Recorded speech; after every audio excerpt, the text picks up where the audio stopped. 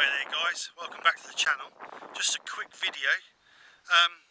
I'm out in the middle of well, a few fields, as you can see. I'll just show you around. And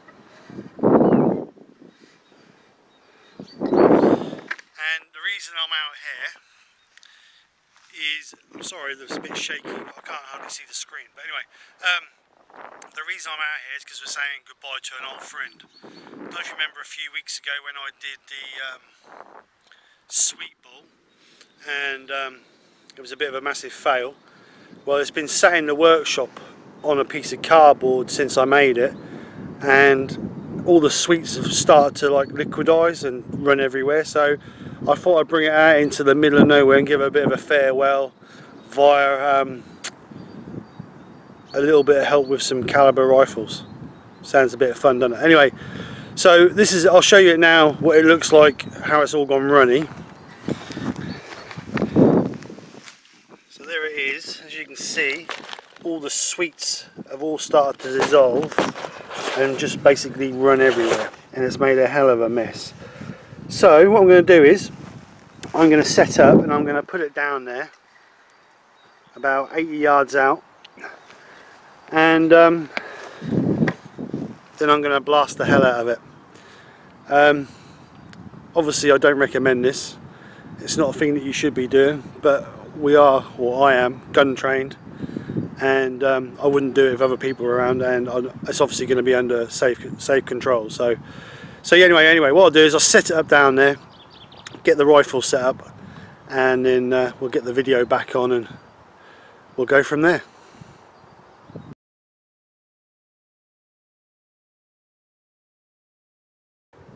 Right, what I've done is I've set the bowl or blank down the bottom there, and I'm just getting set up this end. I've brought two different calipers of rifle. Both rifles look exactly the same because they're made by the same manufacturer, short carbine rifles. One of them fires a 2.2 rimfire, only a small round hollow point. Well, you don't have to have hollow point, but we use hollow points.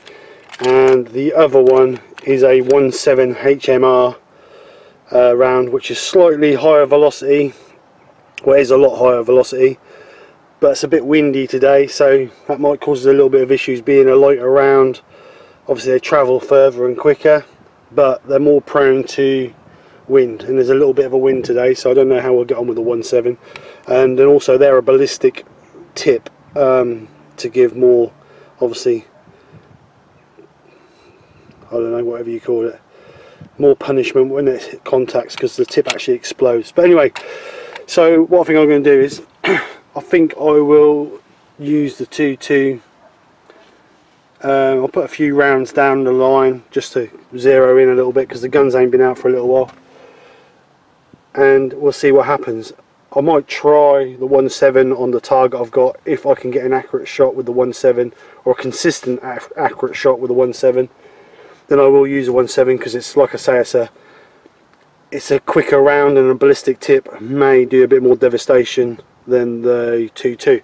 But anyway, I'll get the camera set up on the tripod over at the firing point, and we'll see what we can do. Like I say, I'll put a couple of rounds down with each just to make sure the sights are okay, and we'll see how accurate the 1.7 is. If the accuracy on the 1.7 is good, then we'll use the 1.7. If not, we'll use the 2.2.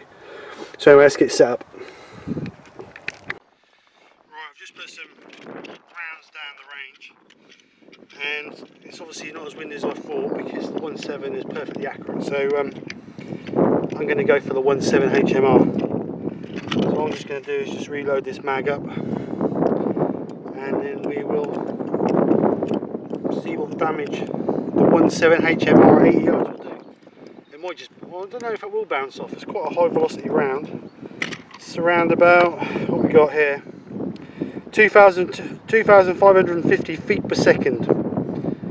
100 yards, it's 1,901 feet per second. So we're still travelling 80 yards. It's going to be over 2,000 feet per second.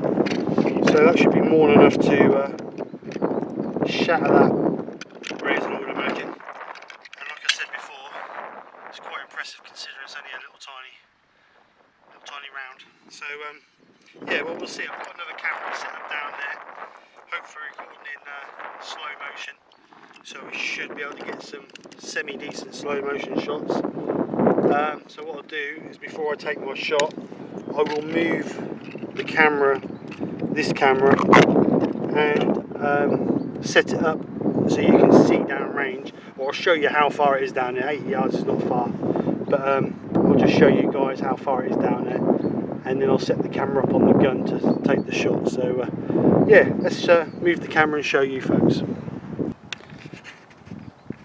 Right, I've now zoomed the camera all the way in, so you should just about be able to see that, because there's not a very good zoom on the camera. But I'll now zoom out and show you what it looks like with the naked eye. So that's now zoomed fully out. So it's about 80 yards, which is not, like I say, a mega shot, but it's far enough on a bit of a windy day like it is. So if I give it a little bit of lead into the wind, that should be fine. So what I'll do now is I'll set up onto the gun, so you'll be able to see the shot from this end. Then hopefully we'll be able to transfer through to the camera down there to give you a slow motion impact shot. So it should look pretty impressive, but we'll see. So anyway, I'll move you guys now.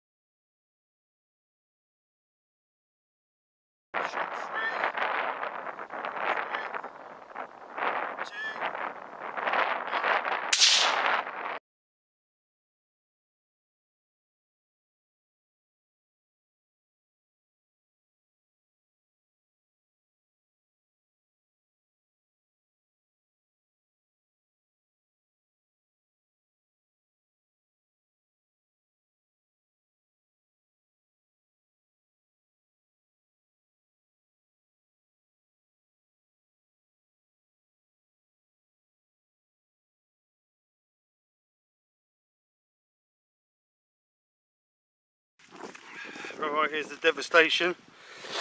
We have obviously a piece of laying there. There's the blank that we put in originally to hold it. We've got bits everywhere. To be honest, it's a lot stronger than what I thought it was going to be. I thought it was going to go after the first shot. So no, I'm impressed with that. Quite sturdy, as they say. So yeah, no. Right, we've got a couple of little bits.